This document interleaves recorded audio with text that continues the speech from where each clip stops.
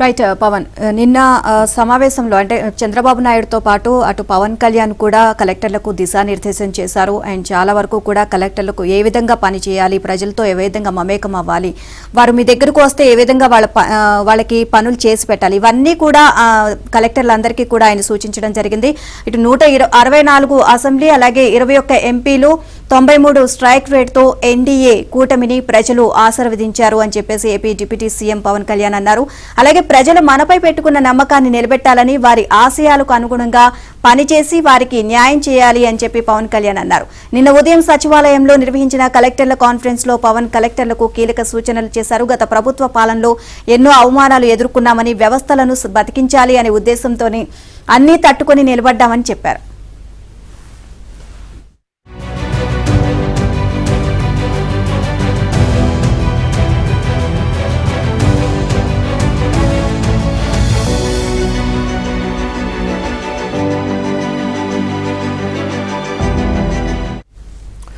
బలోపేతమైన వ్యవస్థలను గత ప్రభుత్వం ఆటబొమ్మలుగా మార్చిందన్నారు.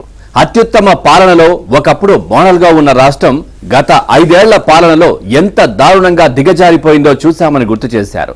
పాలన ఎలా ఉండకూడదో గత పాలకులు రాష్ట్రాన్ని మోడల్గా చూపించారని పవన్ పేర్కొన్నారు. ఇక ఐఏఎస్, ఐపీఎస్ అధికారులు మన రాష్ట్రంలో పనిచేయడానికి పోటీ పడేవారని, మళ్లీ అలాంటి పరిస్థితి తీసుకొద్దామని చెప్పారు.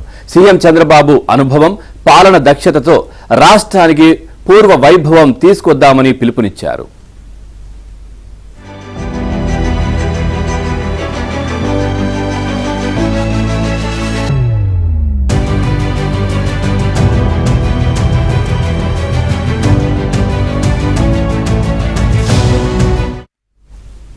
చెందిన పేదలకు వారి సొంత ప్రాంతాల్లోనే ఇళ్ల పట్టాలు ఇచ్చి ఇళ్ల నిర్మాణాలు చేపట్టాలని, లేదా టిట్కో గృహాలను కేటాయించాలి అని నిర్ణయం తీసుకున్నారు. ఇక దీనికోసం భూ సమీకరణ, భూ సేకరణ విధానాలలో ముందుకు వెళ్లాల్సిందిగా ఆదేశించారు. కలెక్టర్ల సదస్సులో సిఆర్డీఏ సంబంధిత అంశాలపై చర్చ సందర్భంగా ముఖ్యమంత్రి ఉన్నతాధికారులకు ఈ మేరకు దిశానిర్దేశం చేశారు.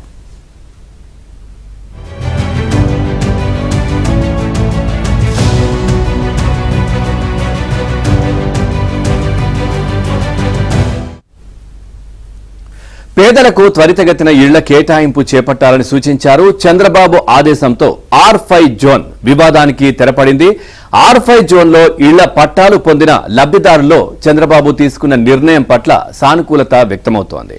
అమరావతి రాజధాని విధ్వంసం పథకంలో భాగంగా జగన్ ప్రభుత్వం R5 జోన్ తీసుకువచ్చారు అన్న విమర్శలు ఉన్నాయి. రాజధానిని శాశ్వతంగా విచ్ఛిన్నం చేసేందుకు అమరావతిలో సెంటు పట్టాలు ఇచ్చేందుకు సిద్ధమయ్యారని పేదలు సైతం భావిస్తున్నారు. ఓవరాల్ ఇదే అంశానికి సంబంధించి మరింత సమాచారాన్ని మా AP bureau chief Ramarao Naidu తెలుసుకుందాం. రామారావు, R5 జోన్ వివాదానికి ఇక తెరపడినట్లే అనుకోవచ్చా?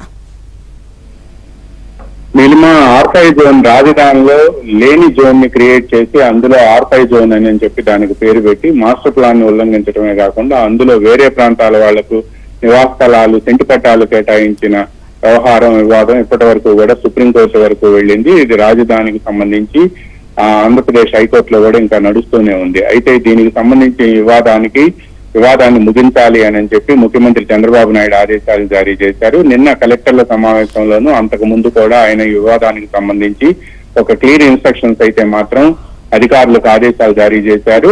R5 జోన్ క్రియేట్ చేయటమే కాకుండా గుంటూరు, విజయవాడ, పెదకాకాని, మంగళగిరి, తాడేపల్లి, దుగ్గిరాల ఈ ప్రాంతాలకు సంబంధించిన సుమారు 47,555 మందికి రాజధానిలో ఇళ్ల పట్టాలు ఇవ్వాలి అని చెప్పి వైసీపీ ప్రభుత్వం నిర్ణయించింది. ఎన్నికలకు ముందు వేసిన ఈ ఎత్తుగడ ముఖ్యంగా మంగళగిరిలో అప్పట్లో నారా లోకేష్ ను ఓడించేందుకు ఇటువంటి ఎత్తుగడ వేశారు అని చెప్పి పెద్ద ఎత్తున విమర్శలు వచ్చాయి. ఈ నేపథ్యంలోనే R5 జోన్ ని మాస్టర్ ప్లాన్ కు విరుద్ధంగా కేటాయించడం అనేది నిబంధనలకు విరుద్ధము అని చెప్పి రాజధాని రైతులు హైకోర్టులో బిల్లు వేశారు. ఈ బిల్లుపై హైకోర్టు తీర్పిచ్చింది. ఆ తర్వాత రాష్ట్ర ప్రభుత్వం సుప్రీంకోర్టును ఆశ్రయించింది. సుప్రీంకోర్టు పట్టాలు ఇచ్చేందుకు అనుమతించినప్పటికీ కూడా అక్కడ ఇళ్లు కట్టడానికి వీల్లేదు అని చెప్పి స్పష్టం చేసింది. ఈ నేపథ్యంలోనే రాష్ట్రంలో అధికారం మారటంతో కూటమి ప్రభుత్వం అధికారంలోకి వచ్చింది. అందువల్ల R5 జోన్ కు సంబంధించి ఏదైతే గుంటూరు, విజయవాడ, పెదకాకాని, దుగ్గిరాల, మంగళగిరి, తాడేపల్లి ఈ ప్రాంతాలకు సంబంధించిన వాళ్ళకి నివాస స్థలాలు, సెంటు పట్టాలు రాజధానిలో ఇచ్చారో వాళ్ళందరికీ కూడా అదే ప్రాంతాల్లో అంటే గుంటూరు వాళ్ళకు గుంటూరు, విజయవాడ వాళ్ళకి విజయవాడలో ఎవరికైతే నిజంగా నివాస స్థలాలు, ఇళ్లు లేవో అటువంటి వాళ్ళని గుర్తించి వారందరికీ కూడా ఆయా ప్రాంతాల్లోనే అవసరమైతే భూ సమీకరణ లేదా భూసేకరణ ద్వారా భూమిని సేకరించి వాళ్ళందరికీ కూడా ఇళ్ల పట్టాలు ఇవ్వాలి అని చెప్పి చంద్రబాబు నాయుడు సిఆర్డీఏ అధికారులతో పాటు జిల్లా కలెక్టర్లకు కూడా ఆదేశాలు జారీ చేశారు. అవసరమైతే వాళ్ళకు టిట్కో ఇళ్లు కూడా ఇచ్చే అంశాన్ని పరిశీలించాలి అని కూడా ఆదేశాలు జారీ చేశారు. ఇక R5 జోన్ కు సంబంధించి ఏదైతే ఆంధ్రప్రదేశ్ హైకోర్టులోను సుప్రీంకోర్టులో వివాదం కొనసాగుతుందో దీనికి సంబంధించి లీగల్ గా ఏం చేయాలి అనే అంశానికి సంబంధించి కూడా సిఆర్డీఏ అధికారులు రాష్ట్ర ప్రభుత్వ అడ్వకేట్ జనరల్ తో పాటు లీగల్ ఎక్స్పర్ట్స్ తో కూడా చర్చించాలి అని చెప్పి కూడా ఆదేశాలు ఇచ్చారు. దీంతో R5 జోన్ వివాదానికి తెరబడినట్టు భావించినప్పటికీ దీనికి సంబంధించి ప్రభుత్వం నుంచి ఇంకా క్లియర్ ఇన్స్ట్రక్షన్స్ ఉత్తర్వులు రావాల్సి ఉంది. అదేవిధంగా ఇప్పుడు ఏదైతే రాజధాని రైతులు R5 జోన్ ను సవాల్ చేస్తూ హైకోర్టులో వేసిన పిటిషన్ వేశారో దానిపై జరుగుతున్న వివాదానికి కూడా లీగల్ బ్యాటిల్ కూడా ఇంకా ముగింపు పలకాల్సి ఉంది. ఆ తర్వాత మాత్రమే R5 జోన్ కు సంబంధించిన అంశానికి వివాదానికి తెరపడే అవకాశం ఉంది. ఇక దీంతో పాటు గుంటూరు, విజయవాడ నగరాల్లో కూడా పెద్ద ఎత్తున లబ్ధిదారులను గుర్తించి వాళ్ళందరికీ కూడా R5 జోన్ లో ఇళ్ల స్థలాలు ఇవ్వాలని ప్రభుత్వం నిర్ణయించడంతో వారందరికీ కూడా ఇక్కడ ఇళ్ల స్థలాలు కేటాయించాల్సిన అవసరం కూడా ఉంది. దీనికి భూ సేకరణ చేస్తారా, భూ సమీకరణ చేస్తారా అనేది కూడా ఆయా జిల్లా కలెక్టర్లు అక్కడ ఉన్న పరిస్థితులకు ఆధారంగా నిర్ణయం తీసుకోవాలని కూడా నిన్న ముఖ్యమంత్రి చంద్రబాబు నాయుడు కలెక్టర్ల సమావేశంలో ఆదేశాలు జారీ చేశారు. ఇవన్నీ జరిగిన తర్వాతనే వివాదానికి తెరబడే అవకాశం ఉంది. Neelima. Right, thank you Ramarao.